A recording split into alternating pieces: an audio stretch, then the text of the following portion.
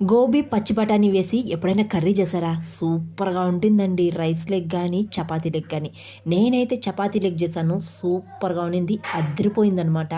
ఎవరైనా చేయకన్నా ఉంటే ఇలా చేసుకోండి. మార్నింగ్ టైంలో టిఫిన్‌లకి చాలా బాగా ఉంటుంది.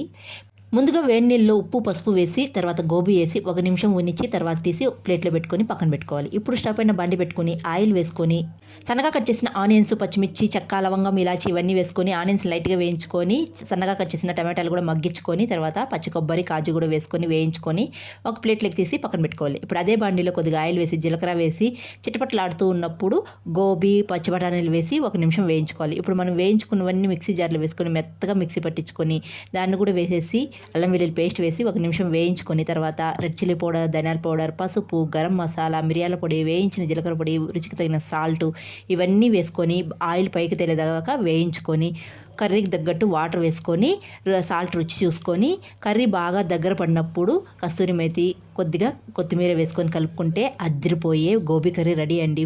ఫుల్ వీడియో కావాలంటే ఈ వీడియో కింద ట్యాగ్ చేస్తాను. ఇంట్రెస్ట్ ఉండే వాళ్ళు తప్పకుండా చూడండి. ఇంకా నేను ఈ కర్రీ అయితే చపాతీలకు చేశాను. చాలా చాలా బాగుంది. మార్నింగ్ టైంలో చాలా తొందరగా కూడా చేసుకోవచ్చు అనమాట. తప్పకుండా ట్రై చేయండి. బాయ్.